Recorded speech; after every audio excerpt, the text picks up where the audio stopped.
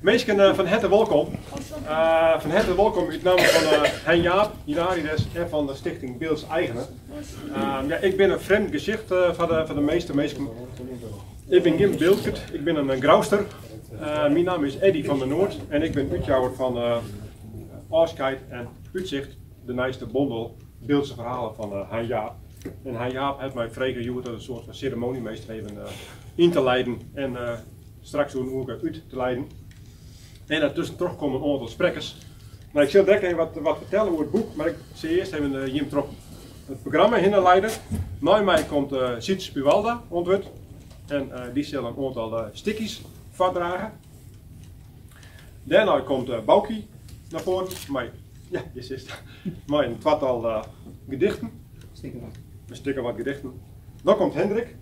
Hendrik heeft tekeningen maken voor de stickies, dat doet hij al een heel wat jaren met Hein Jaap. Die zal wat vertellen over de tekeningen, over de stickies. Dan komt Boukie bij mij een gedicht of een aantal gedichten. Daarna komt Leendert, hebben we daar, die zal een verhaaltje en ik een gedicht voordragen, dus die doet echt een gedicht erbij. En als laatste komt Hein Jaap en die zal een verhaal uit de bondel voorlezen en ik twee gedichten. En dan sluit ik aan en dan ben we ongeveer kwartier tot, is dat bedoelen. Nou, Aaron en Tonsje hebben wij dit boek presenteren. Dat hebben we dienend in Obe.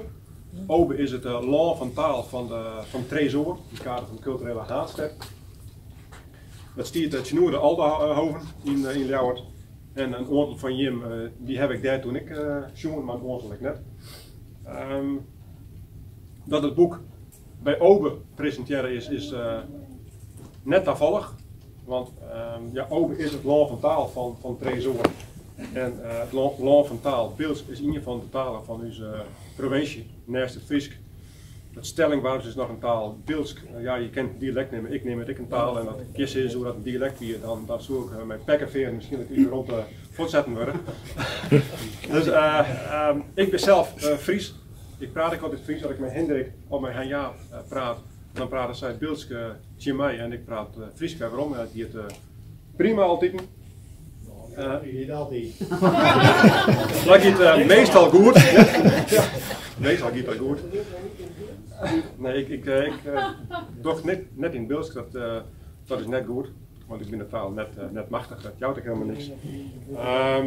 Ik vind het als uitjouwer van belang dat taal in deze provincie stiepen wordt. Friese taal, dat doe ik. Ik heb een aantal Friese boeken, een aantal Friese Bernerboeken. En nou, ik heb sinds 2014 ben ik hier in het beeld aanwezig. Ja, daarvoor ik wel, maar toen meer als voetballer, sinds Sint-Anna of Oorzaakjeren. Maar in 2013 en 2014 heb ik Hendrik en Hein Jaap kennenleerd. Toen hebben we mij zien trainen en ik dan mijn foto's erbij van Henk Bleker. Stimt slikmakken, nou, dat boek zie je ongetwijfeld al je kennen. Het is helaas uitverkocht. Wat ik toen vertelde, het is goed 4 jaar lang mijn mooiste boek geweest. Maar het is dit hier van de eerste plak stitten terug de biografie die ik gemaakt heb van Joost Halbersma. Maar het staat nog steeds op nummer 2 en daar zit voorlopig ik wel mooi blauw uit. Het is voor mij een dierbaar boek. Niet alleen omdat het een hartstikke mooi boek is, maar ook omdat wij dat boek op tournee was binnen.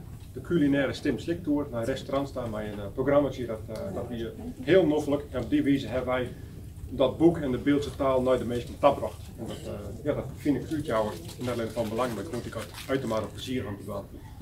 Vorig jaar heb ik mij Hendrik een tweede boek maken. Heid, Portret van Hemd. Hoe zijn Heid, de schilderijen van zijn Heid. En daar gaan wij ik mij op tournee. Maar dat is een oorsoort tournee. Daar gaan wij naar Stichting Alzheimer's. En dan vertellen we over Alzheimer en over kunst. En nou een boek met Hein Jaap. Afscheid en Uitzicht. Dus ik ben voorlopig net door het beeld buiten te slaan. En dat ben ik net van plan. Want ik heb wel eens eerder gezegd van het beeld wie in mijn herinnering altijd in de streek werd alleen maar waaide en ruimde. En werd koud weer en gries. Maar dat is nog steeds. Maar ik ben er van houden weer. Dus ik kom hier erg graag. Altijd zomer. Altijd zomer is jou. Dat heb ik even onhellen Aaron Tongers. Ik ben altijd zomer met mijn vriendin. En dat het was schitterend mooi waar. Maar we hier in de winter zo en toen wij voortkomen, we was 10 koud. Want we winkracht 4 à 5. Dus het is heel koud, maar het is een prachtig spektakel. Dat dat hier in beeld plak voelen, het is prachtig mooi. Ik heb een enorm grutskop bezig. Een schitterend mooie uitviering. Dus altijd zo in gaan. Maar het is hier wel soms wat kouder, maar dat hindert niks, het jet bij deze streek. En ik kom hier ontzettend graag. Deze bundel die bevat Beeldse verhalen, Beeldse stikjes en Beeldse gedichten. Maar bevat ik een aantal vertalingen. Daar heb ik het mij een aantal keren indringend door de hand van. Ja, wat willen wij met deze bundel? Willen wij alleen maar een bundel uitje aan mij in Beeldsk? Dan is de doelgroep wat litser, dan bereik je dus de Beeldske mensen. Maar wij vonden het belangrijk dat wij net Beeldske mensen werken gewoon met deze bundel. Want deze bundel is net alleen geschreven in Beeldsk. Het gaat over het beeld. Het gaat over de Beeldse taal, het gaat over de Beeldse cultuur, over de Beeldse mensen, over de Beeldse geschiedenis. Dus daar, op een gegeven moment hebben wij snel kunnen schrijven van wij nemen een aantal Nederlandse vertalingen op van zowel verhalen, van stukjes als van gedichten. En nou, ik sluit mijn verhaaltje af met een stukje wat ik voordraag uit het boek. En dit is de eerste keer, ik heb een goed 60 boek gemaakt, en dit is de eerste keer dat ik een nawoord van de uitgever opnam in het boek. Als de laatste pagina werk ik uit van waarom die Nederlandse vertalingen opnam in deze Beeldse bundel. Dat lees ik even voor. De verhalen, stukjes en gedichten in deze bundel zijn niet alleen geschreven in het Beelds, ze gaan ook over de Beeldse taal. En over het Beeldse landschap en de Beeldse cultuur. Meer poëtisch, deze bundel raakt aan de belangrijkste 3 aspecten van de Beeldse ziel. De administratieve gemeente Het Beeld bestaat niet meer. Sinds 1 januari 2018 is de voormalige gemeente opgegaan in het grotere Waardhoeken. Dit onder de noemer van schaalvergroting, beter bestuur en de vooruitgang. Maar er zit een punt achter, ik toon je maar, eigenlijk mag je hem daar een vraagteken achter wijzen, want ja, is dit de vooruitgang? Ja, misschien bestuurlijk wel, dat wil dus al je voorhouden. Die dadere deel, de gemeente waar ik geboren ben en wat in mijn paspoort stiert, die is ook nog in Waasterhem. En inmiddels jet jou het ik bij u, dus al je schaalvergroting, wat het al je beter wordt is maar de vraag. Maar je hoort het net in. Juist nu, 8 maanden na die opheffing, is het goed dat afscheid en uitzicht verschijnt. Formeel bestaat het beeld dan wel niet meer, maar de ziel van het Beeldse landschap, cultuur en taal verdwijnt niet. Die zit in de grond en in de mensen die er wonen, Bilkerts.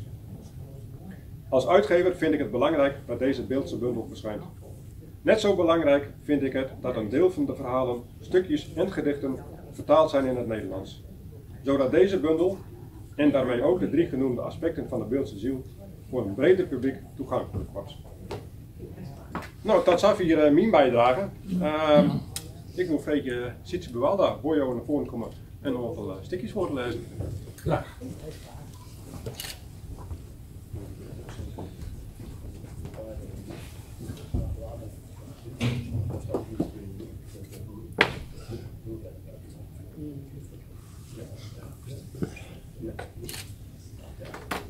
Voordat ik begin met mijn eigen bijdrage, wil ik even wat rechtzetten.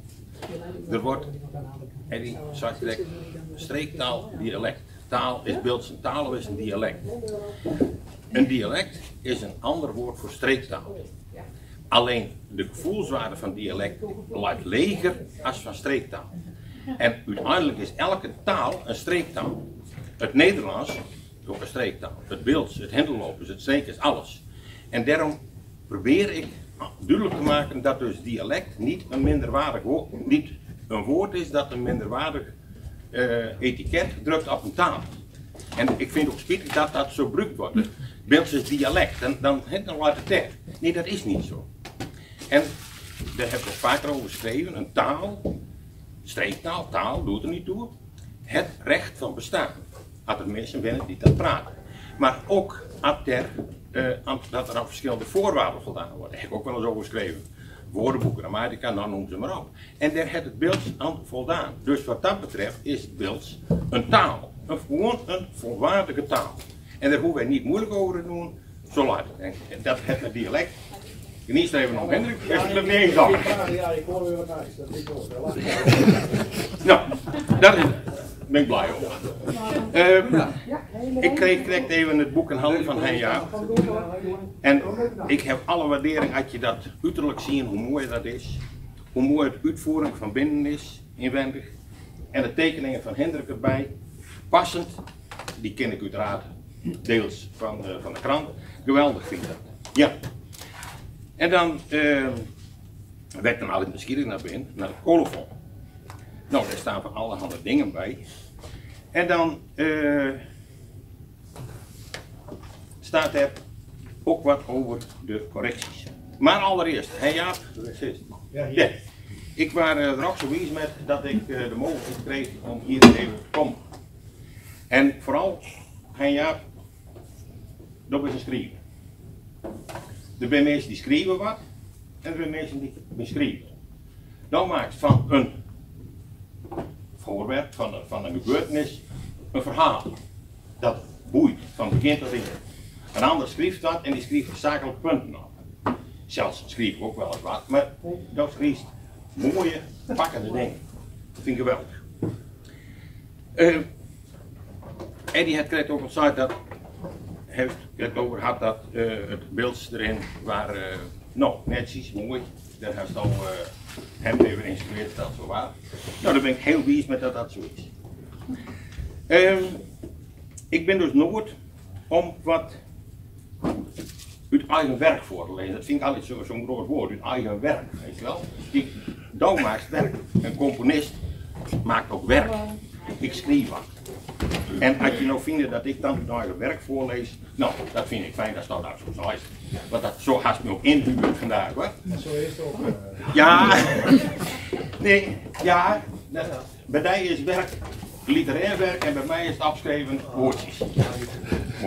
Maar goed, daarom waar ik weet dat ik me vroeg, dan heb ik een bepaalde waardering, blijkbaar voor wat ik afgeschreven heb. Ik heb altijd alleen maar dingen die ik zelfs metmaakt heb of van gehoord heb. Wij als familie hadden kunde aan een man op een zwarte hand. En die heette Jelle Kratje. Geboren in 1895, sterven in 1965. Ons hartje hadden er maar een jaar of 10 kunde aan, om verschillende redenen. Ik heb er allerhande verhaal voor, ik heb dus ook 10 jaar metmaakt. Maar daar heb ik een verhaal over geschreven. Over 65 jaar, maar ik heb maar 10 jaar metmaakt. Maar door de geschiedenis hoe het mogelijk verantwoord in te vullen, is het verhaal. Maar dit is even het begin van het verhaal van hem, over hem. Half december. Het liep al op naar de kortste dagen. Het winter daarna laag. Een graad of 10. Ja, we hadden wel een knap gevoel over het weer. Dat had hij zijn hele leven wel ontwikkeld. Och, zoals daarom eens het verzeld dat je hele leven op een zwarte haan woont hebben.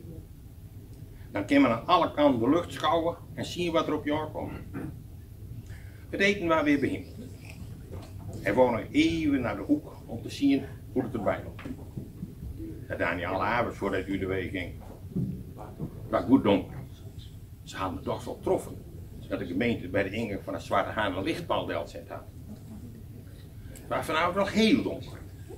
Misschien kon ik de vuren wel bedienen.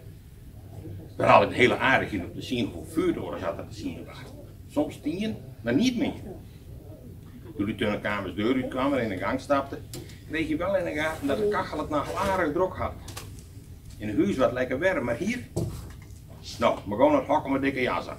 Klompenman, pet op. Nee, die is muts. Want het haar, dat had er ook wel aan. Daar kon de kapper ook niet veel meer aan beginnen. Toen de schuurdeur open kwam de fine, vuile oosten helemaal teugen. Ja, men kreeg hier alles uit de eerste hand. Dat wordt hij nou direct gewaar. Nou, dan stap er maar in en op naar zee. Bij Teuze Oosterwien waren er vanzelf niet veel water. Mist een dag meer geleden niet. Toen kwamen we correct aan het dik toe. Zou vandaag nog niet beter wezen. Daar stond hij op hoek.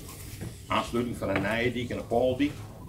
Hierweg had je op een dag een prachtig gezicht over het Nijveld en over de Waddenzee. Ja, zien, er op Noord waar de vuurtoren van Ameland te zien. Ogen moesten even wennen. Wat oorstaan, ja, dat was helemaal de kop. Zou je Borkum naar zien kennen? Hij wist correct welke kant het uit zien moest. Ja hoor, daar zag ik het licht van de grote vuurtoren. 2 keer slaan, 2 keer niet. Zodat dat zaait wordt. Elke vuurtoren had zijn eigen eigenschappen wat het licht betrof. Elk had zijn eigen aantal slagen. Ik kon ze alle gaan. Had ik goed onthouden. Ameland 3 slagen, 3 keer niet. En dan wat verder west dan vanzelf wat de Schelling. 1 keer al, 1 keer niet. En vlak daarnaast de Schellingerbank. Het lichtschip. Dus de vuurtoren gaf niet zoveel licht, maar op dit soort avonds waren die wel te zien. Ik denk het licht ging alleen maar uit de naam hoor. Nog wat meer naar het westen, in La Friesland met die vuurduin. Elke 2 seconden aan en na 2 seconden uit. Weer even verder was Texel. Zijn licht zien laten. Zo vanavond vast wel lukken in deze donkere winternacht. Ja, daar waren die al. Ook 2 keer aan, 2 keer uit. Als alles met zat, dan waren er nachtdrieën te zien. Een helder, soms kal aan zijn oog en een muil. Maar die laatste 2, daar kon je alleen de lichtbundels in de lucht maar zien. Zijn hoogte kwam niet boven de horizon. Dat lag voor een mens op zo'n 103 kilometer. Dat had ik een keer in de krant lezen. In een speciale bijdrage van het Fries Dagblad. De beste krant. Had ook een goede naamrubriek. Dat we over Jelle Krotje. Hij is heel merkwaardig als je niet inkomt met dat. Hoop dat je hem naar ergens aanlezen kunt. Wij hadden vroeger een hondje thuis. En dat hondje heette Bruno. En het waren een legendarisch hondje. Ik denk, mijn pakenzeggers die vertellen er dan wel van hoe prachtig dat beestje hem gedroeg en hoe hij met naar het laan ging. Nou, daar heb ik ook wat van afgeschreven. Het goed is 16 pagina's, maar dat kent niet af. Ik ben een hondje en ik heet Bruno. Mijn kleur die is zelfs bruin, als ik niet Bruno heet. Ik ben niet zo groot, korte pootjes, maar ik kan wel heel hard lopen hoor. Die stukje is wat lang en ik kan heel goed met u. Mijn oren hangen om der en ik kan heel goed horen. Zie ik hem later nog wel eens wat af.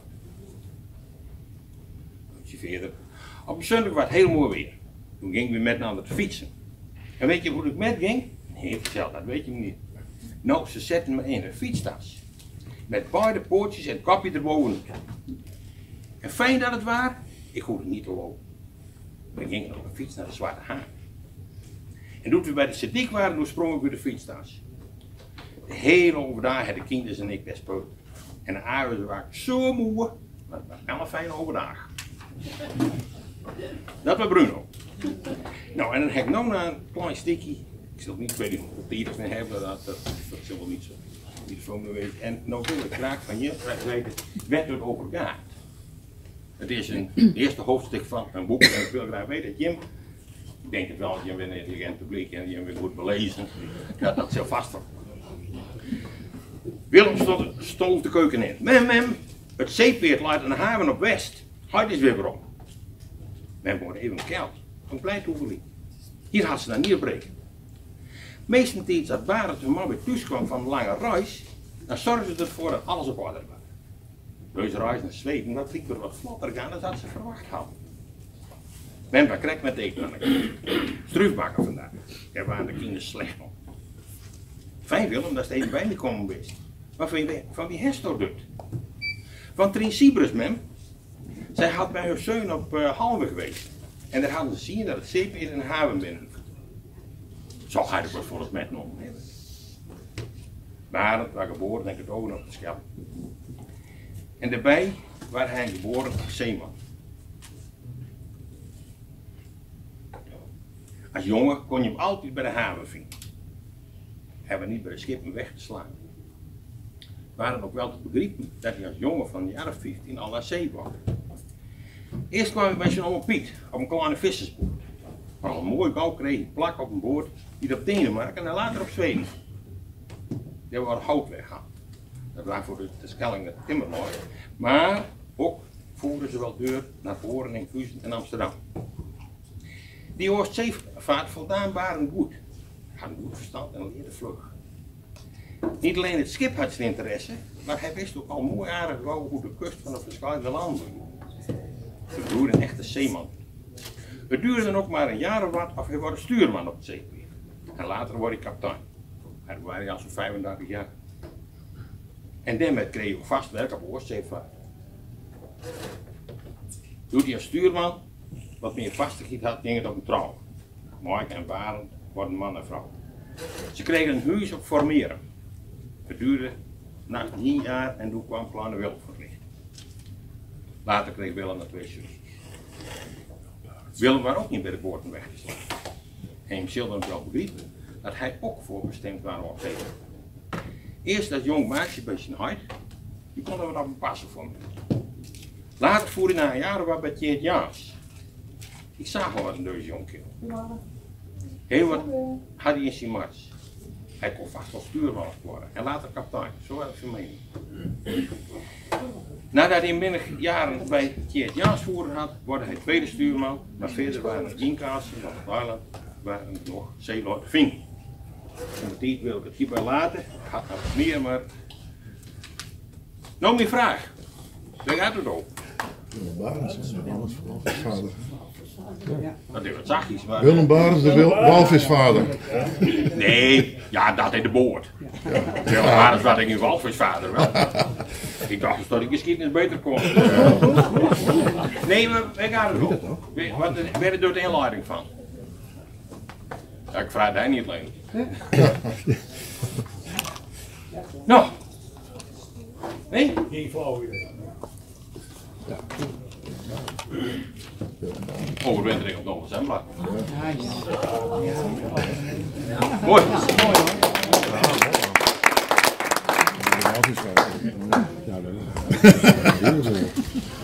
Hij was ook walvisvader. Wat zei? Hij was ook walvisvader. Wie, Willem Barends? Ja toch? Volgens mij niet. Oh. Beste mensen, ik doe het niet tegen aan Sietse. Ik heb naar geen verhaal afgeschreven. Dus je zit het bij mij dus keer met mijn eigen richting doen. Maar ik wil je wel genieten laten van die prachtige Beeldse taal. Ik vind het een prachtige Beeldse taal. En in die taal kun je je zo mooi uitdrukken. En dan zeggen ze wel eens, ja het beeld, ja met de blote beeld in de blauw. En meer weten ze niet. Die taal is zo rauw. Die taal is zo hard, die is zo direct. Maar het beeld kan ook zo mooi wezen. En dat wil ik met mijn gedachten, met mijn gedichten en uit mijn gedachten, want die gedachten worden er wel bij verzeld, wil ik hem dat voelen laten. Proeven laten, want een taal die moet je proeven, die moet je, ja, daar moet je één mee worden. En mijn eerste gedicht, naar aanleiding van het boek van Han Jaap, Afscheid en Uitzicht, dat is Mijn hart dat gult.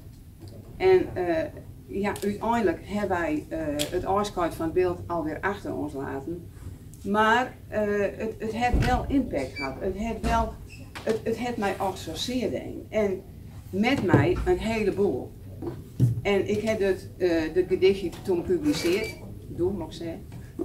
En toen waren er een heleboel die erop reageerden. Want Tautie, hoe komst erbij? Ja, maar dat is niet zo. En ik zei, denk maar even deur. Ik zal het eerst voordragen en dan komt de rest. Mijn hart dat gult. Mijn hart dat gult. Ons opbeeldland werd ooit de baren gongen. De diekwerkers al eeuwenlang met man en macht bedwongen. Dat beeldse land. Ons stukje grond. De menig een bezongen. Die stoere naam, die is niet meer. Heel wel van plak verdrongen. De Beeldse vlag in asfalt maar. Wij krijgen nou een nije. Ons Beeldse taaltje, aan zijn Fries. Dan wordt het 1, 2, 3. Het uitzicht is nog altijd roemel. En het liekend nog hetzelfde. Maar ik ben nou geen Bilkert meer. En dat is wat echt telt. Ja, dan krijg ik een heleboel over me heen verzeld. Want ik blief een Bilkert, in hart en nieren. Maar dat was mijn gevoel al. Nou, pas weet je nog waar ik waardhoeker of waardhoekster. Nou, dat beeld dat zit in me, dat neem je hem niet van me aan. En ik denk dat we nou stadig aan zien laten hebben dat dat ook zo is. Dat wij het beeld en het beeld met ons meedragen. En dat het niet is Het gaat voort. Als gebiedsnaam bestaat het nog altijd. Prachtig. En de gemeente Waardhoeken die doet er alles aan om ons straks in Franeker op te vangen in onze memmetaal. Nou, hoe mooi is dat? En alle stikken die nou gepubliceerd worden door de gemeente Waardhoeken, die zijn in het Nederlands, in het Beelds en in het Fries. Ik vind het geweldig. Dus dat is alweer een stukje, ja, gemoedsrust krijg ik ervan. En ja, ik ben straks geen Bilkert meer. Daar reageren een heleboel over. En die zei, hoe komst erbij? Ik blijf Bilkert. Ja, en ik geloof dat ik het krijg ook alles voorbij kom, hoort hè. Als je met je rijbewijs naar de gemeente Waardhoeken gaan, omdat het gelopen is, of dat het herstand van nijing toe is, dan krijg je dan niet meer het stempel, het beeld af. En als de kines van jouw kines, of misschien, nee, jouw eigen kines, dat, ik zie het publiek ook niet, maar de kines van je kines, als die nou nog kines krijgen, bent dan nog beeldjes op papier, dan ben ze geboren in Waardhoeken. Maar dat voelt al wat raar. Maar gelukkig, een afscheid, dat lijkt achter je zo stadig aan, dat afscheid. En daarom ga je de kop ervoor en vooruit, ik vind dat zo'n mooie spreuk, ik vind het ook zo'n mooi versie. Vooruit kijkend en dan neem ik je met naar het uitzicht. Want Hanjaap heeft niet alleen geschreven over afscheid, maar ook over uitzicht. En een van die stukjes is avondlicht. Het zonsje schijnt haar avondlicht. Brengt wolkjes boven zee in het zicht. De avond is aan komen toe. Na een dag hard werk, ach zo mooi. Die vissersboot zien meer aan het werk. Maar op herinnering blijvend zwet. Ooit was je heer, nou het uitzicht wie. Dichtbij komen. De wolken stralen, gouden gloed. De zee loopt stil. Meer eb dan vloeit. Dit uitzicht hier deun achter die. Maakt de geschiedenis mankelijk. Naar eventjes, dan is het voorbij. Die gouden lucht, vol kleur voor mij. De zee, de ruimte en de rust. Mijn schitterende warmkust. Nou, en uiteindelijk doe ik dus veel liever. Voor u puur. Daar zitten te gaan. Bij zee. De zee te ruiken, de zee te proeven, de zee te voelen. En heel dan in die zee afgaan. Maar dan doe ik nog één. Ja, ik mocht wel 5, 7 minuten of nog langer. Dus ik neem dan één. Van wie? En nou, van ja, kijk, als ik 2 keer 5 doe, dan is het ook goed. Nou. Maar ik heb de stopwatch er niet bij, dus perk me maar in dat ik te veel neem. Maar zie je, die zee, die doet ook andere dingen met je. En als je dan ja, heel dag in de put zit, als je niet meer weet hoe je verder moet, dan neemt de zee je gedachten ook op. En dat is zo mooi. Want als gedachten ergens deelleggen kist, als gedachten met één delen kist, met meer delen kist, met die zee-delen kist, dan wordt dat lichter. Dan ben je ze minder zwaar. En daarom zee vol zuchten. Wie de zee is zo belangrijk in je leven. Wat wees al veel geheimen nou voor mij. Als het leven soms te zwaar wordt, dan ik even naar de zee in de Westhoek en naar Dijk. Dan zit ik boven op het dik te staren en ruik ik weer die scherpe zilte lucht. In gedachten zie ik nacht die woeste baren. Hoor ik vogels en gaat krijsen in de vlucht. Mijn geheimen verdwijnen in het water. Het leven liet ineens minder zwaar. Wolken donker in de lucht, het wordt al later. Maar de zee lacht mij weer toe, ik staan. Hoog hierboven zie ik wonderlijke luchten. De zee loopt als een spiegeltje zo klaar. Wat verlang ik naar die zee vol zware zuchten. Dat ik soms die licht moet zien in eigen schaar. En dat doet het beeld met mij. Ik vind het heel goed uitdrukken, vind ik zelf. En ik vind jullie dag. Ik heb ze nou bij je in de Dankjewel.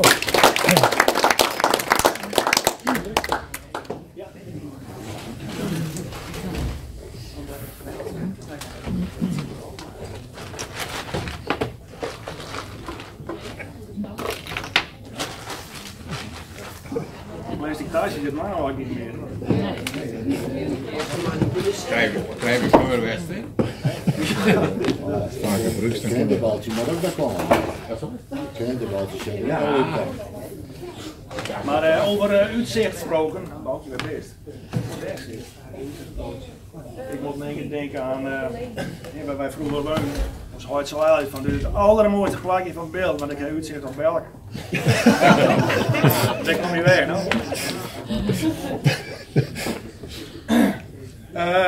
Nou ja, even gefeliciteerd met je boek. Het is een prachtig boek hoor. Ik heb er al, ik heb nog niet alle galen in, maar dat is dit weekend vast gebeurd, dat ik het al geleden heb. Ik ben zelf een liefhebber van Maarten Biesheuvel, zoals ik hem al wat deed. Korte verhaal, absurdistisch, toen krankzinnig aan, ja hij was zelf wat krankzinnig. Schitterende verhaal. Maar ik zei donderdag voor de gag van ik sta daar een beetje de Maarten Biesheuvel van beeld. Friesland. Toen krankzinnig aan. Maar dat meen ik serieus. Er staan verhalen in. We hebben het met even gedaan. Dus kan wel eens compliment. Ja, nee, dat moest zeker doen. Ja, nee, ik heb nooit een gag mee, dat weet zo. Want dat krijg ik de boemerang weer rond. Dat doe ik nooit. Maar dat meen ik. Er staan aan de verhalen in. Nou, dat is echt één op één met Biesheuvel. Niet letterlijk, maar de intentie. En ja, het is echt niet te bedenken. En er staan ook dingen in. Nou ja, het zei iets weet je er wel wat van af, het wegkomt. En als je dan een boek uitbrengt, nou ik weet het zelf, je doet ook zo je best om fouten te voorkomen. En dat het de drukking goed gaat en dat het deze dat alle gaat een beetje in staat. Maar hier staat een hele grote fout in. Nou, ik denk dat het met zin denken is. Ik zal het je even vertellen. Hier staat, dat vind ik al wel mooi. Ik sta erin met tekeningen, maar mijn naam wordt ook een keer genoemd. Dan met kaarten. Kaartzin. We moesten tussen tanden, dat trof niet. Ze waren 2 jaar ouder. Voor eerste Hendrik van Oostfort. Ik geloof dat hij wel 5 of 6 boven sloeg. En hij gaat zijn foto's. Dat waren wel een stuk of 14, 15. Ja. Ja, Sielesbrug, het is van Sieles, er stond inderdaad, er stonden al 20 volgens mij. Maar ik denk dat is vanzelf, hij die zo overdreven vroeger, ik zou het opbrengen. Want ik wist het al precies, het waren 5,5, maar die ene die bleef op een nieuw liggen. Dus die had zelf al maar wel hier. Maar 5, 6 onder de schooljongens, dat waren ook nog heel slordig. Ja, nee, dat waren wel maar nee, maar dat wou ik toch even zeggen. Zie je, dat er de tweede druk komt, dan hoop ik al dat hij want die heeft het afgeschreven? Ja, ik doe er 0 achter. Ja. Nee, maar de historische fout moet er altijd wel vertellen. Oh ja, tekening. Ik zal even over die tekeningen zeggen. Ik denk dat wij er 2008 met begonnen binnen die stickies. We zitten op 185, meen ik, dus daar is een 200. Gerard had me beloofd dat er een extra katern komen zou met de 200. Maar hoe gaat het zo in het werk? Nou, dat hangt helemaal van Han Jaap af. Niet alleen van zijn stickie, werd overgaat, maar ook wanneer hij het bij mij inlevert. Dat heeft ook een prop met te maken. Soms is dat keurig op hier, maar daar ervoor, voordat ik het inleveren moet, soms ook nou, de offen dat ik het inleveren moet. Maar dat heb ik altijd het liefst, dat heb ik nooit aan die site. Want met schilderen en ook met tekenen dus is het altijd wel een beetje zo. Je moet er niet te lang over nadenken. Je moet als je direct een ingeving hebt, je tekent dat vrij vlot en vrij snel, dan is het altijd goed. En hoe langer je de tijd ervoor hebt, dat is met meer dingen zo in het leven. Hoe meer, ja, je tekent het door op je schildert het door. Dus ik ben eigenlijk wel blij dat het eigenlijk correct op het laatste moment inlevert. En dat meen ik. Dat ik voor mezelf zei, ja, nou heb ik een half uurtje de tijd ervoor. En dan is het in de regel ook wel goed. Inhoudelijk zie je die stikjes, ja, de ene keer dan heeft direct een haakje best een tekening aan ophangen kist. En soms is het wat moeilijker. Sommige verhalen, dat zie ik direct voor me. Dan heb ik een één woord in het verhaal genoeg, want zo gaat het in de regel. Ik pik er één woord uit waarvan ik denk van, nou, daar kan ik wel een mooie tekening bij maken. En dan, dan is het in de regel vrij snel klaar. Ik zie in de boeken en wat dingen zo van, hey, daar kan ik wel een tekening van maken. Of ik zie ze op internet en zo. Of wat in het hoofd en zo kom ik tot die tekening. Ik ben niet een geëngageerde tekenaar en dat ik mijn politieke voorkeuren erin verstop of dat soort dingen. Ik geloof dat mijn meest brutale tekening ooit geweest heeft, nou ja, over het afschiet van het beeld. In die tekening van het kleine meisje wat op het potje zit te schieten. En nou ja, hij staat erin. En dat ik het huisjepot, dat noem ik aan een waaghoek. Ja, ik er niet meteen binnen en dan zei ik van, nou, ik schiet erop. Nou, dan heb ik met tweede voor of ik het inleverd. Ik denk de censuurcommissie bij de beeldsport die houdt het teugen, maar ik ben blij dat je hem dat erin zet. Ja. Ja. Ik probeer daar wat luchtig te houden. En ik ben ook echt een dienende functie. Hè. Zie je dat ik mijn hele leven al wat wendbaarheid heb. Ik ben ook een drummer. Nou, een drummer heeft ook een dienende functie. Je moet eens kijken naar wat ja, nou ja, dat is zo. Zij mij al verteld dat de drummer in de motor van het orkest. Ja, dat is niet zo. Zo hebben ze me ook een drum gebracht. Zo van, Dat valt al op. Ja. Maar ik probeer, kijk, het gaat om dat sticky en ik probeer daar ja, een tekeningetje bij te maken hè, die het verhaaltje volgt en dat een beetje op te leuken, laat ik het zo zeggen. En, maar ik vind dat het hartstikke leuk om te doen en ik hoop dat we dat heel lang doen kunnen. Ik moet in één denken aan Biesheuvel, dat had ook een verhaal wezen kind. Ik was al op de week even 3 dagen voort alleen. En ik denk, neem een boek van Biesheuvel mee. Kan je die nou eindelijk eens lezen? En dan ga ik kijken, het boek pakken, het dikste boek met de kleinste lettertjes. Nou, ik ben herst aan een bril toe. En ik hou de poort stier, ik vrek het. Maar dat betekent dus, het was vergeten dat ik het hele boek niet lezen kunnen heb. Daar is wel niet bij. Ja, dat. Want ik ben ook wel met naar het eten. En alle 4 moeten wel wat een bril hebben. En dan komen die meisjes die bedienen dan met een dienblad met beeldjes. Hè? Dat je de menukaart lezen kan. Nou, mijn ark. Dan weet je hem dat ook. Had je een maandagoffen eens aan me denken willen. Van wat doet die jongen maandagoffen? Nou, in de regel heb ik thuis in de hand. Dan heb ik gewoon een potloodje, daar teken ik wat met. Dan maak ik het sketchje met. Nou, gum heb ik er eigenlijk altijd bij, maar dat gebruik ik eigenlijk niet meer. Ik laat een sketch die ik kan maken, het potlood die laat ik gewoon staan en die wordt wel of niet meer gedrukt en dan krijg ik hoe hard je drukken, maar dat gumpetje dat gebruik ik niet meer. Nou, dit is een grafietpotlood, dat gebruik ik vroeger op school, dat is monkhard. Maar ik is helemaal wel mooie grieswaarden met tekenen. En dan kun je het ook uitvegen met de duim en dan krijg je hele mooie grieze vlakken. Nou, dan heb ik die potloodtekening en die teken ik vaak over met een hele dunne nou ja, stiefie. Nou ja, en dan moet er in tekeningen, niet alleen tekeningen, tenminste dat vind ik, het moet licht-donker aspect moet wat in balans wezen. Dus dan gebruik ik wat dikkere stift. De dikkere stiften om daar wat donker in te zetten. En ik permitteer me wel wat vrijheden om het ook voor de krant een beetje aardig te maken. En dat er ook wat donker in zit. Dat is vaak wat licht vind ik. Dus dat eigenlijk gebruik ik daarvoor.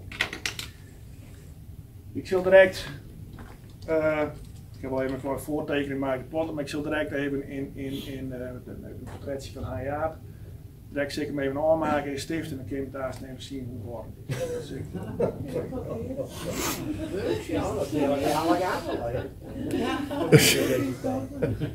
€400 maar is het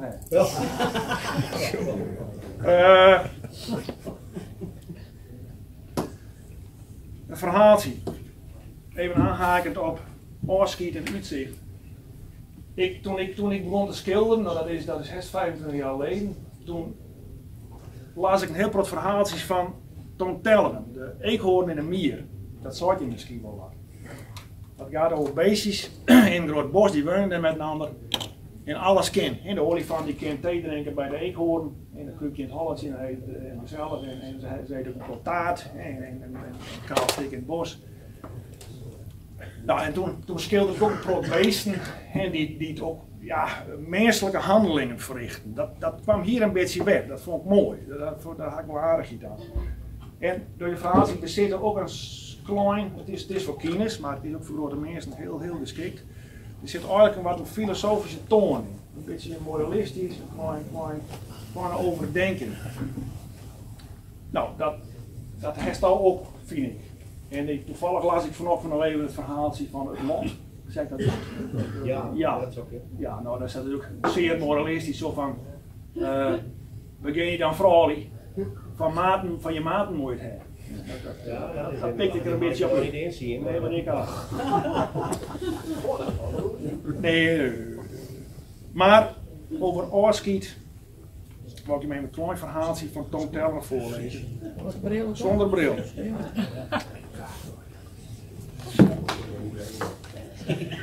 Ja, ik bedenk wel wat. Het is het Nederlands, maar. En dat gaat over oorskiet nemen. En zo is het eigenlijk ook een beetje met het beeld. We nemen oorskiet. Oorskooit. Ja. Oorskooit. En maar ons uitzicht blijft hetzelfde. Dat blijft. En zeker als schilder of als schilder of een schrijver. Zodra je de ogen dicht doet, dan kun je eigen uitzicht ook bedenken.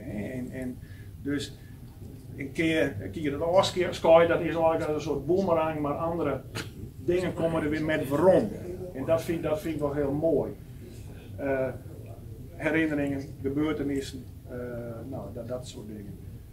Daarmee verdwijnt het beeld niet indijen.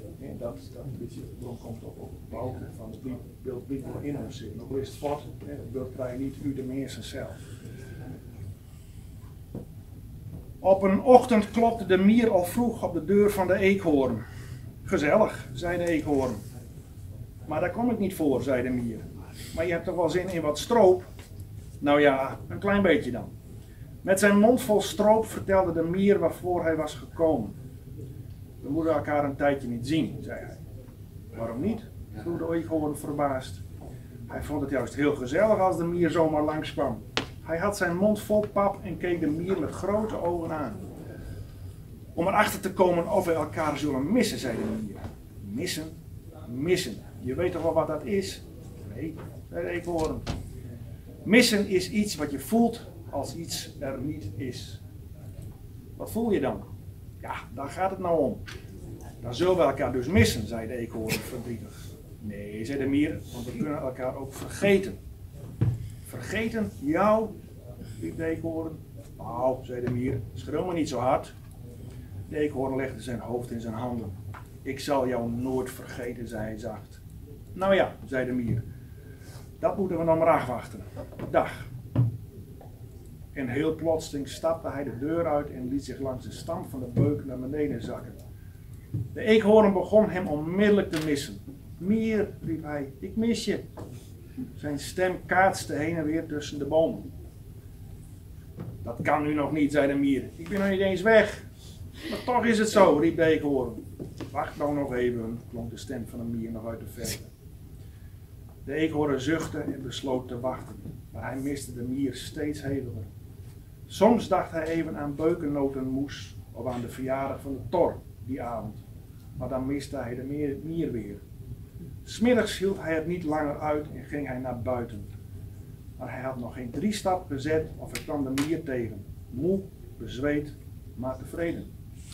Het klopt, zei de mier, ik mis jou ook. En ik ben je niet vergeten. Zie je wel, zei de eekhoorn. Ja, zei de mier. En met hun armen om elkaar schouders liepen ze naar de rivier om naar het glinsteren van de golven te gaan kijken.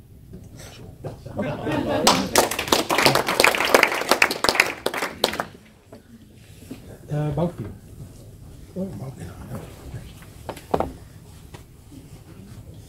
Bliksem, dan moet ik een teken. Ja, dat is zelfs wat, hè? Je kunt ook vergeten. Nee, dat is wel. Dan wisten wij dat. Ja, is ergens staan. Een bankje. Een beermachine.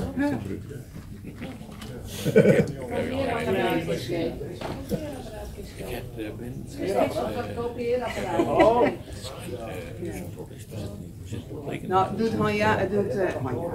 Hendrik Elings kreeg met zijn ark naar voren kwam en het potlood en het stukje gum en het grafietpotlood en weet ik het al, ja, zie je niet. Dan dacht ik, goh, dat heb ik niet eens nodig. Hoe doe ik het aan?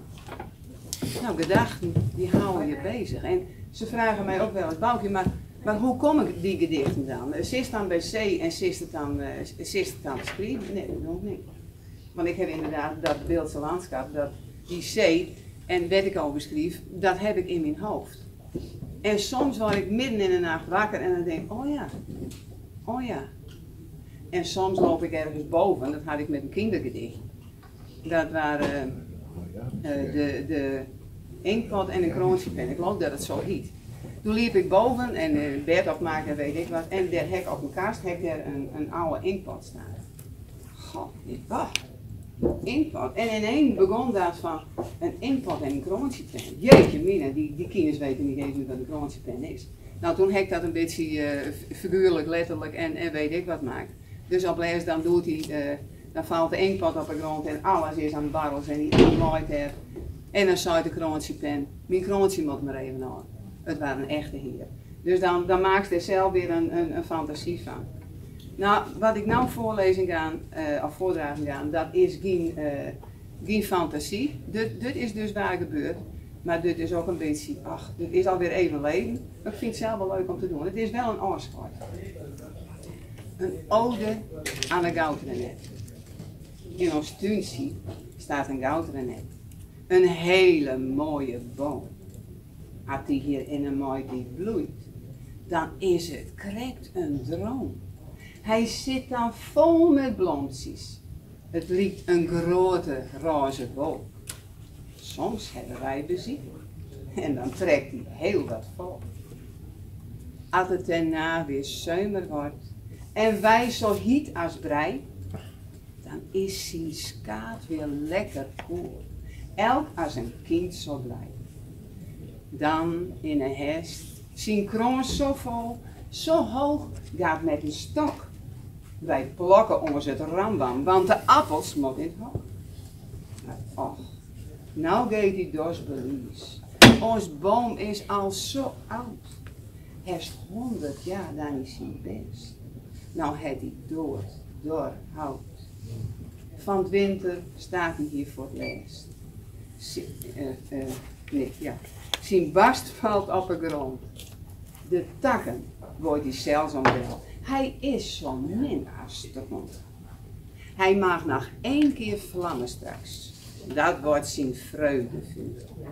Een ode aan de goudrenet. Met appels. Lekker zuur. En ik moet je hem vertellen dat hij nooit vlamd heeft. Het was eerst de bedoeling, maar dus al 4, 5 jaar geleden. En toen dacht ik echt van, nou dat ken ik meer, hè? Want ik liep onder die boom en toen was het ineens krak, dan streek ze erop. Want er viel inderdaad een tak en nog een beste tak. Dus ik denk, jongen, dit houdt niet lang uit. Maar Loos zei destijds, hij zou hem oorzaagd en nou doen ze er maar wat moois met. Nou uiteindelijk heb ik elk jaar opnieuw, ik heb er een soort nest in gemaakt. En elk jaar opnieuw bloeien er de blommetjes in. Zo kun je dus ook met een afscheid omgaan. Want dan krijgt dat afscheid weer een nieuw leven. En die boom staat er dus nog steeds. Hij heeft geen barst meer. Hij heeft niet veel takken meer. En zo nou en dan groeit er dus een paddenstoeltje ergens. Maar ik denk, zolang als dat het uithoudt, dan mag het al van mij best staan blijven. Dat is weer heel wat anders. En dan even waarom komt op het boek van Han Jaap. Hendrik zei ook van, ja, hij heeft prachtige verhalen gemaakt. Nou, dat heb ik donderdag al gezegd, maar dat grieft mij ook met was Christ. Het is zo mooi beeldend beschreven en het komt gewoon bij je binnen. En dat doet taal, dat doet die beeldse taal ook met mij. En dan komt het weer bij die binnenst. Ik heb toen zo'n allereigenste eigenste gedachten die je oproepen kunnen. Als je de taal hoort dat je met opgegroeid bent, je eigen memmetaal. En die doet heel veel. Mijn gedichten ontstaan ook door het zien van mooie dingen. Nou, ik kan het niet groter maken, uiteindelijk zijn het prachtfoto's. Dit zijn foto's van Brenda van der Zee. En zo nou en dan liet ze mij eens een foto zien. Dan zei ik, ach, mooi zien. En vooral deze. Het is een heel kort gedicht. I'm goed zien en misschien kan je het niet zien omdat het zo ver al is, maar er staan voetstappen. Nou, dat is ook weer een afscheid, want je zet je voetstappen met de zee komt en weg voetstappen. Wat verdikke, we binnen die voetstappen nog leven. Ja, ik kan je niet metnemen. Nou, laat je ze maar achter. Maar het is een bekroning. Tenminste, ik vond deze foto vond ik een bekroning. Adrievend zwerk en zon te gaar zo'n schilderij vertonen, dan gaat de zee haar eigen gang, wil zelfs het moois bekronen. Vergeet mijn voetstappen in slik, bij schittering van het leven, zo tikt het niet, al eeuwenlang, geniet, het duurt maar even. Dank u wel.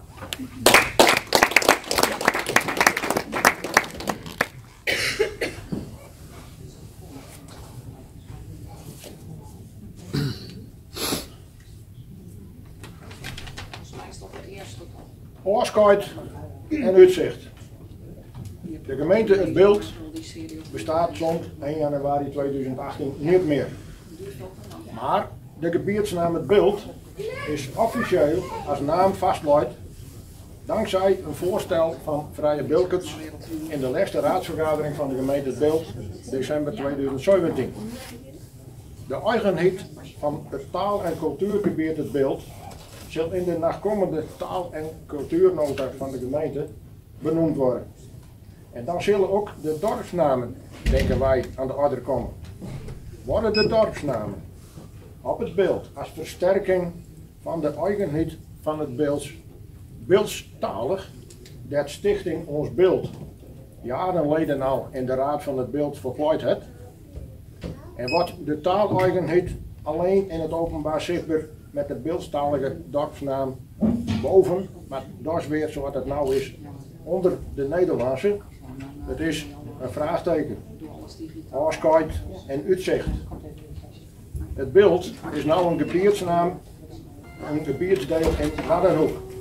Maar, dat heb ik in de raad al eens een keer gezegd, boven de gemeente staat dezelfde zon. Maar, op het Bilt komt de zon op, achter Oude Ziel en gaat onder in de Westhoek.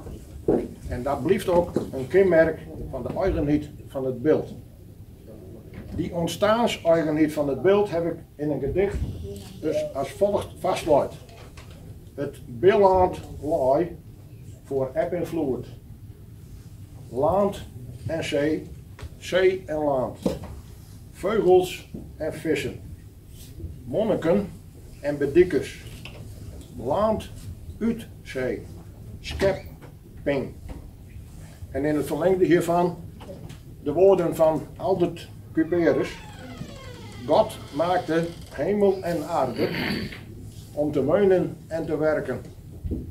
Maar de Bilkens moesten het er zelfs met redden. Dan over de eigen taal. De gevoelens over de eigen taal zijn hier ook al prachtig verwoord. Ik heb daar het volgende over geschreven en dat staat in deze bundel Dichterlijk Bilts. De eigen taal. Dat eertijds de Romein aan het poortje bouwen was en vikingskippen voeren, vol met buut. Ik zie ze, als ik even de ogen sluit. Daar waar de Middelzee en draagt de schelp nou aar. De zee, dat wordt een vruchtbeland. Het werkvolk kwam van ver hierheen en zouden met hun taal ons binnen. Het geeft de Bilkens nog altijd een baan. De eigen taal, daar moeten wij voor vechten. Dat recht van praten moeten wij hier hebben. Aan ons moet dat in elk geval niet leggen.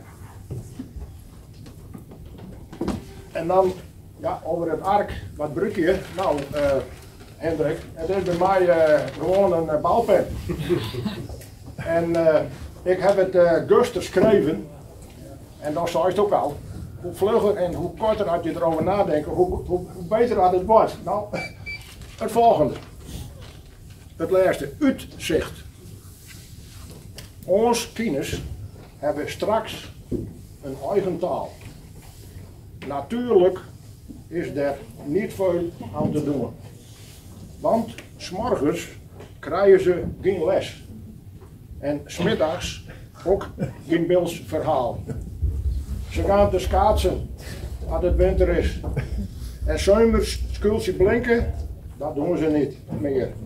En het kaatsen is een computergame. En, zeggen zij, wat is daarmee nou mis? Beeldstaligen, die binnen er niet meer. De lessen zijn al heel lang verleden tijd.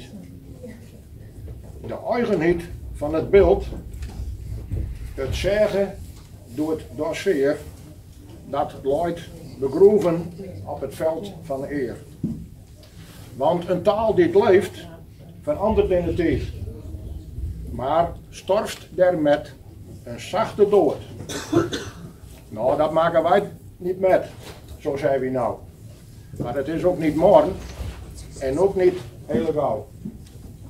De wetenschappers, als wij die nou goed verstaan, dan is de ondergang van de aarde niet meer te keren. Maar het blij uitzicht is dan toch dat het Bils niet letterlijk met gaat naar de maan. Dank u wel.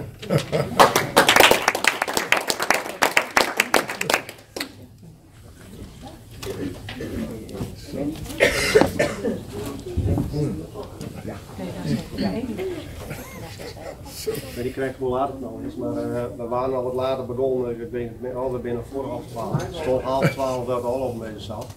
Op een beetje uit, maar we waren ook al ongeveer 10 minuten later begonnen.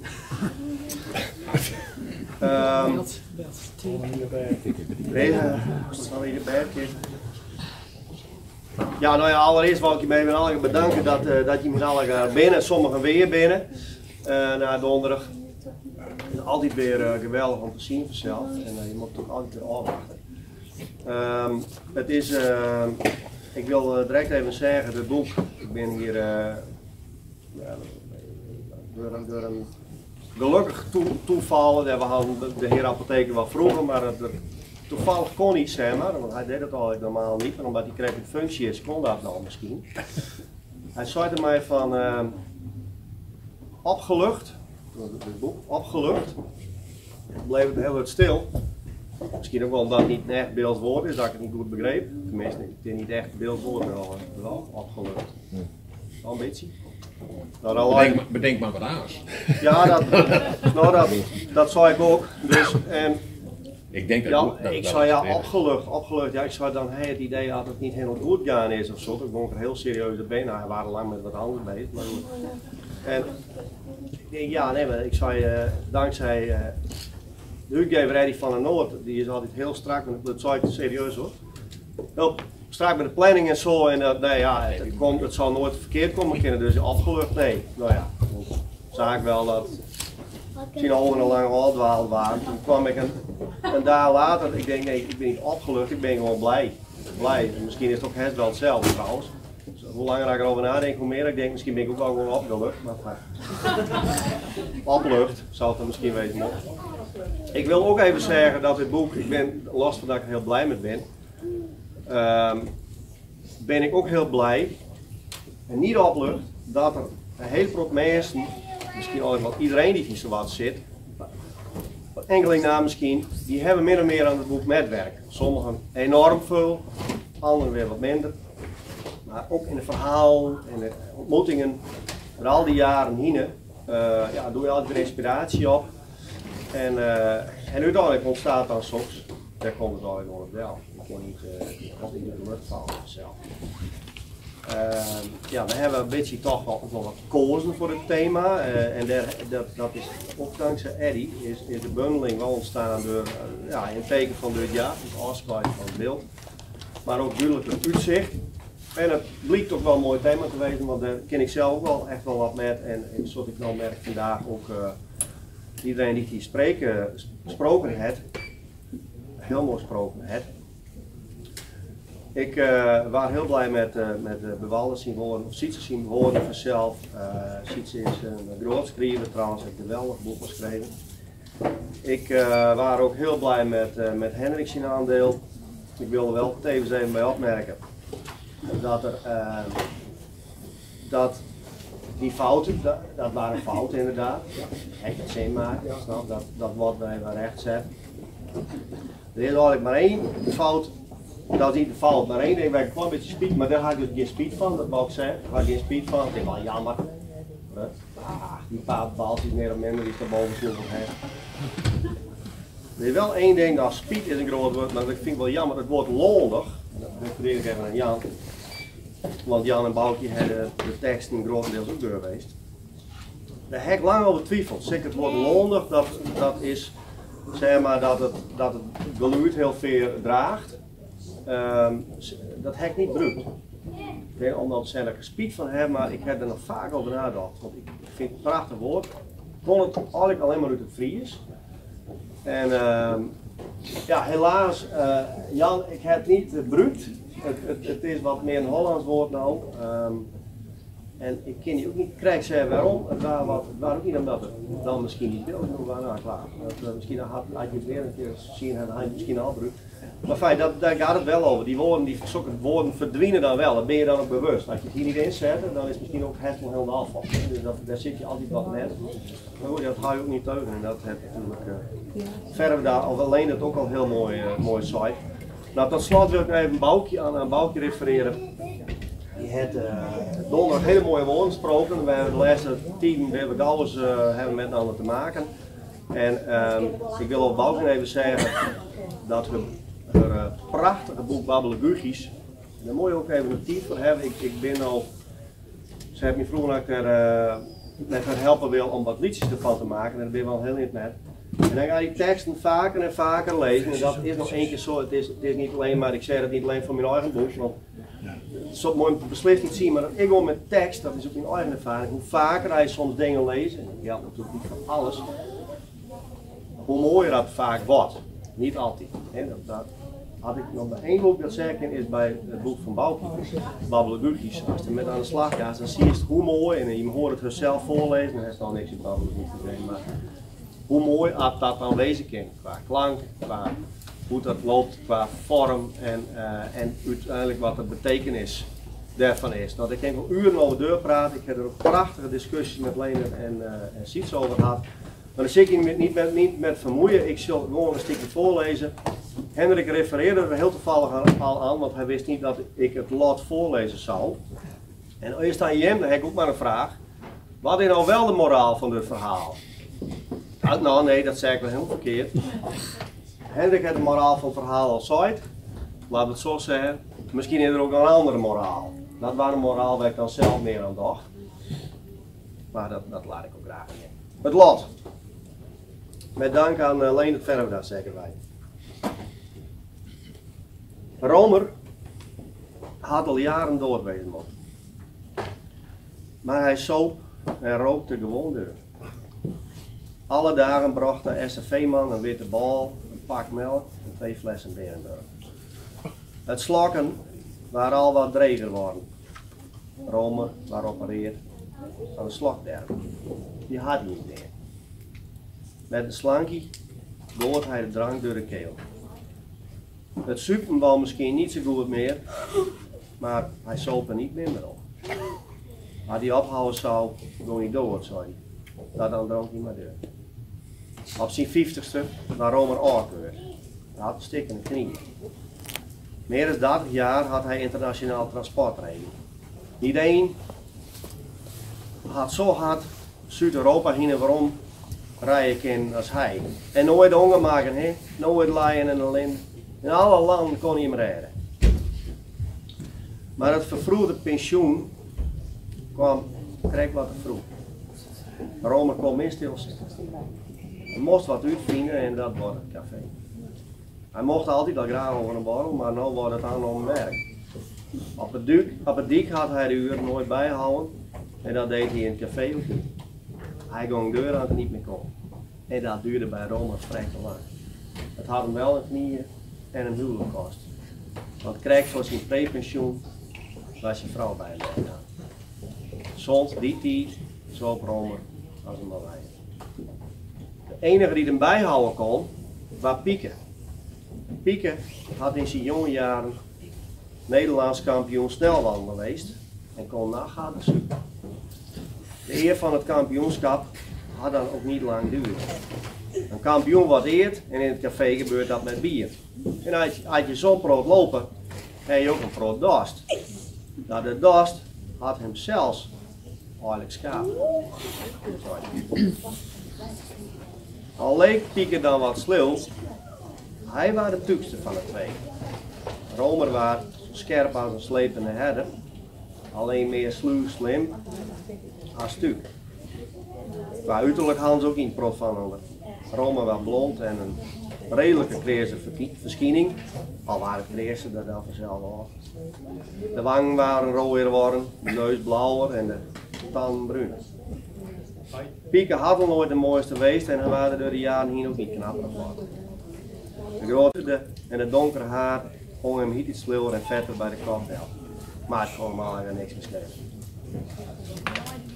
Op een dag had Pieke in de kroeg verteld dat hij emigreren wou. Naar Amerika. Zijn maten hadden hem erom uitgereden. Wat moest hij daar nou? Maar hij zette dit. Wonder boven wonder had Pieke geld voor een vliegticket sparen kunnen. Bij neef kon hij in de kost en het waren er alle gewerkt. Alles was voor de reis regeld. Toen de gek Hans zijn maten vroegen, had hij ook bladen moeten hebben. Nee, had hij serieus gezegd.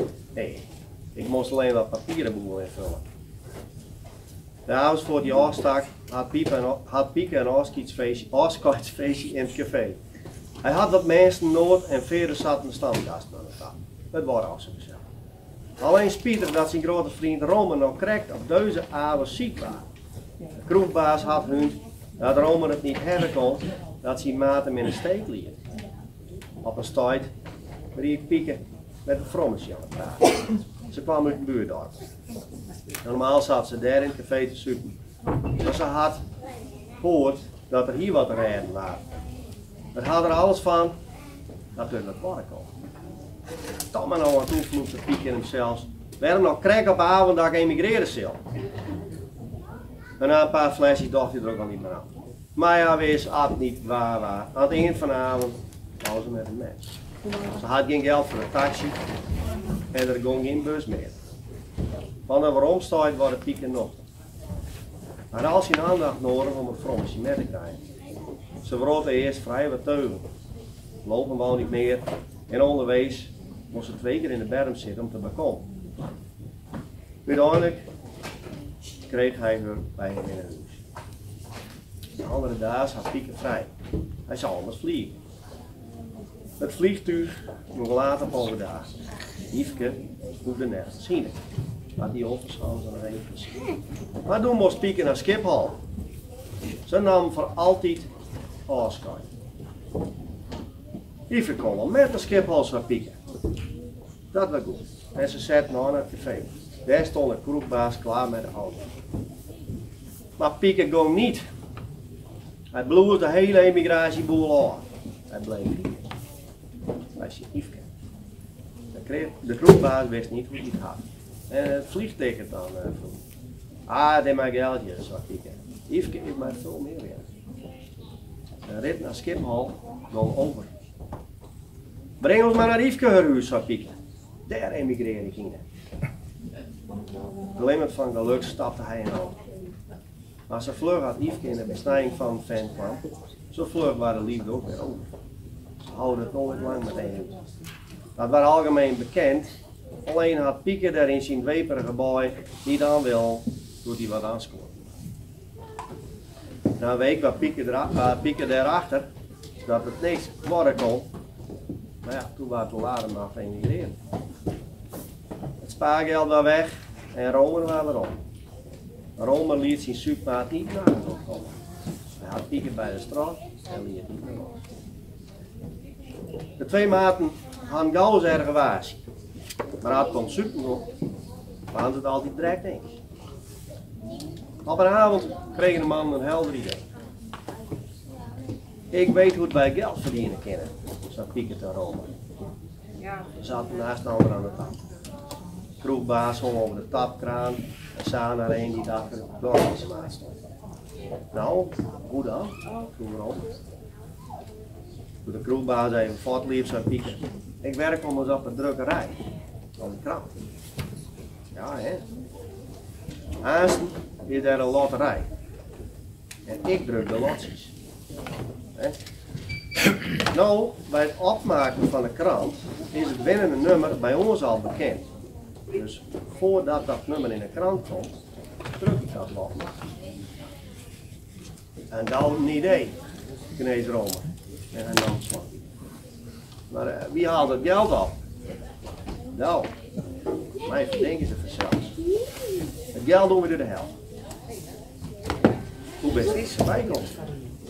Ik moet die loten alle jaren drukken en het had al vaker gedaan. Ik zou het winnende lot 2 keer drukken kunnen. Maar ik kan de hoofdprijs zelf niet zelf halen. Dat loopt in de gaten. Toen dacht ik er een aan daar. Ik dacht, Romer kan dat anders wel doen. Waarom heeft dat nooit eerder aan gedaan? Dat snap ik zelf. Zijn andere regel. Dat blies toch dan aan in de drukkerij werken? Vroeg Romer. Maar dagstal. Ze komen er nooit achter. De loterij gaf het winnende nummer deur aan de krant. Zonder dat een het zag, drukte Pieke dat lot nachts. Hij was in het café Hansveld. Ze konden niet wachten tot de krant druk waren en bezorgd worden zou. Dan kwam Romer met het valse lot. Het geld ophalen. De krant worden bezorgd. Kort en dadelijk haalde Romer de hoofdprijs op. Met het geld ging hij naar het café. Ik heb het, zei iedereen. Ze pakten het geld. Maar een mooi bedrag. En na dezelfde avond stond de politie al in de kroeg. De echte winnaar had hem namelijk ook melden. Maar het verhaal is nog niet helemaal op. Romer was met het winnende lot naar de bank toe gaan. Maar de echte winnaar had het geld bij een andere bank beurt. De politie kon likwijls niet bewijzen wie het nou het valse lot had. Beide banken namen hun verlies en de zaak was gesloten. Een paar jaar later bleef Romer op zijn stortberg. Voordat ik de piep aan Maarten geef, zei hij, wil ik schoon skip maken. En toen vertelde hij hoe het gaan was met het lot.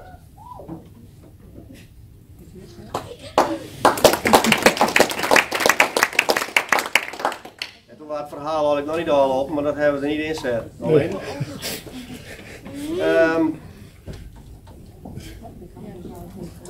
Ik wil nog even één gedicht voorlezen. En dan sluiten we af. Ik wil ook nog even aan, ik vind het heel leuk dat Sietse en Monique hier weer binnen. En ik las bij de presentatie las ik de broertjes Tuinstra voor. En toen zei het Monique later tegen mij, dat bij mij tijdens het lezen helemaal omgaan. Ze zei nou, dat verhaal, ja. Ze zei dat dit nou niet echt promotie voor het boek. Ik vond het een beetje, wel wat breed en zo. Ja, daar had ik niet zo eens een bod over nagedacht. En dus toen dacht ik nou, ja, wat voor verhaal zal ik dan nou voorlezen? Dat het dan misschien de verkoop al wat oplopen gaat. Dan weet ik niet dat het beter was. Maar goed, ik zal, het is altijd zo, je wil je wil er niet, er wordt ook vaak zo niet te dreig. Dus vaak kom je dan ook op zulke verhalen wat uit. Maar ik heb ook een drege kant, verwerk ook wel eens wat. Doe ik nou ook nog steeds zo, maar ik wil toch een wat beetje serieuzer eindigen. met een van de eerste gedichten die ik geschreven heb, en dat heet De Kastanjeboom. Bij ons Heide Mem voor. Een hele weg staat de kastanjeboom, die staat op heden met vol in een herfstglorie. En toevallig gaat het gedicht ook over die tijd van de kastanjeboom. De kastanjeboom. In het droge slootje voor de boerderij luidt blaad van de kastanje te vergaan. De tijd van groei en leven is voorbij. Na amper 3/4 jaren te bestaan. Elk jaar zaagt Paken uit de kamer weg de wit-paars gekleurde keersen van het bos. Het leven, jongen, zei hij op een dag, dat skiert bij als een half wieze droom. Hij trok wat nu met de almond.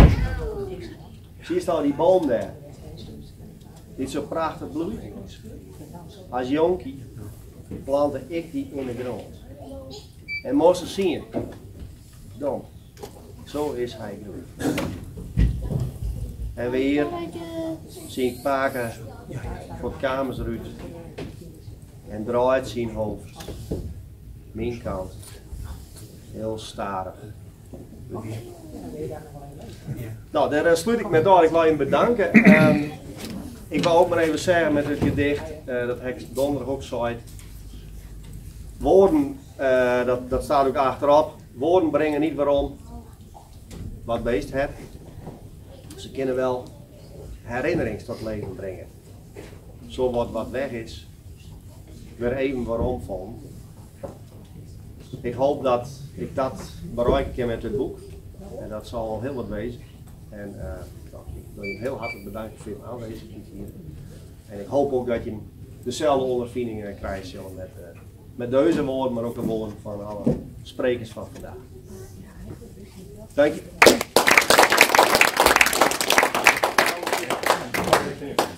Zo even zien, Jaap. Dank u wel. Alweer met name de sprekers, tegenpakken natuurlijk die bijdrage leveren hebben om deze bijzondere man. Ik wil Hendrik even naar voren roepen als eerste, waar ik het afsluit. Die tekening. Oh, ik denk een klein bonbon. Maar die bierst de wonen aan jou. Ja, nee. €100, mag ik vertellen? Nee, maar niet. Nou, zie je hij ja. We snel een krantje van die maken. Die haken hem over de korte mabel. En die man die kunnen later wel hebben. Dat ligt het maakt pan wel. Nee, maar Biesheuvel. Op Biesheuvel, weer het Biesheuvel. Oh ja. Oh, niet zo. Nou, ik weet niet dat hier een stukje bij Kun je bij jou wat verkopen wel? Bedankt, Ja, kun je bij jou wel verkopen. Dan hoeft dit met wat in de bank. Heel kort even afsluitend. Als je nog een boek kijkt, je wel kennen, €15 hier. Ik zit even aan bij Aaskijk op uitzicht. Aaskijk dat gaat over het verliezen wat West had. En wat West had hier op het beeld. Maar wat West had in je leven en wat persoonlijk wat West had in mijn leven. Daar kan je niet meer over oordelen. Uitzicht, daar kan je moppet over oordelen. Daar ben we zelfs bij. We kunnen zelf dingen naar het toekomst staan, kunnen wij meer of minder sturen. Het oprichten van waterhoeken, daar heeft de politiek zich bij dwaaldehozen die boeren sturen, is net slagen. Maar de kerst er wel iets ontdwaald. Nou is de waterhoeken een feit. Maar het beeld bloot gewoon bestingen. En wat Jim dwaan kennen, en wat ik die het heb in mijn leven, mijn dochter, mijn vrouw, wie van Indische afkomst, die kwam van Ljouwert, dus die spruts van haar geboorte bij Eva, mijn dochter, in het Nederlands. En ik heb van haar geboorte tot de Joerta en tot mijn dier, zal ik Fries praten met Eva. En dat vind ik mijn plicht als Grauwster, als Fries, dat ik mijn dochter in het Fries opvoert. Zodat zij het Fries machtig is en ze is ik het Nederlands machtig, het Engels machtig, ze is het Frans machtig en ze is het Japans machtig. Dat heeft ze zelfs bereikt in haar leven. Maar het is mijn taak als ouder om haar het Fries bij te brengen. En het is mijn taak als beeldkunst om je band en je bandsband beelds bij te brengen. Zodat de beeldse taal besteedt. En dat is het uitzicht wat ik bedekt zit in dit boek.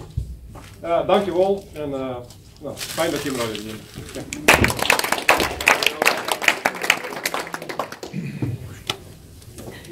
Goed, dat weer. Nou, Mike, toch? Ja.